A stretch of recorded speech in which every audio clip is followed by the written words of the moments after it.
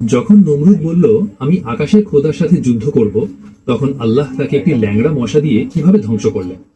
এটি সেই সময়ের কথা যখন হযরত ইব্রাহিম আলাইহিসসালাম ফিলিস্তিনের দিকে হিজরত করেছিলেন, কিন্তু তখনও নমরুদের দম্ভ কমেনি। আল্লাহ তার উপর আযাব পাঠানোর আগে তাকে শোধরানোর সুযোগ দিয়েছিলেন। আল্লাহ একজন ফেরেশতাকে মানুষের বেশে নমরুদের কাছে পাঠিয়েছিলেন। ফেরেশতা বললেন, ঈমান গ্রহণ করো, আল্লাহ তোমার রাজত্ব বহাল রাখবেন।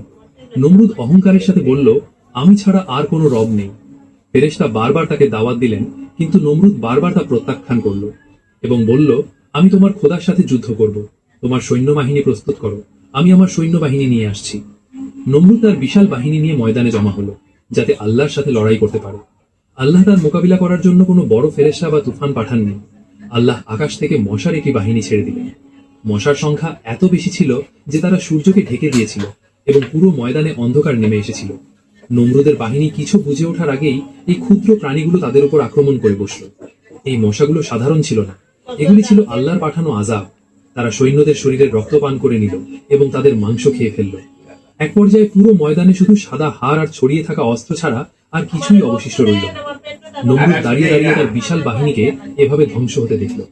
তারপর আল্লাহর নির্দেশে সেই মশাগুলোর মধ্য থেকে একটি ল্যাংড়া মশা নমরুদের দিকে উড়ে এলো এবং তার নাকের ছিদ্র দিয়ে মাথায় ঢুকে পড়ল। আল্লাহ তাকে এমন যন্ত্রণা দিলেন যে সেই মশাটি তার মাথার ভেতরে অনবরত কামড়াতে থাকত। ব্যথার তীব্রতায় সে চিৎকার করত। তার অবস্থা এমন হয়ে দাঁড়িয়েছিল যে সে শান্তি শুধু তখনই পেত যখন কোনো ভারী বস্তু বা জুতো দিয়ে জোরে তার মাথায় আঘাত করা হতো। এক সময় সে তার সৈন্যদের সামনে অনুনয় বিনয় করত যেন তারা তার মাথায় জুতো দিয়ে আঘাত করে। যে ব্যক্তি নিজেকে খোদা দাবি করত, অবশেষে চরম অপমান আর অসহ্য যন্ত্রণায় ছটফট করতে করতে সে মারা গেল।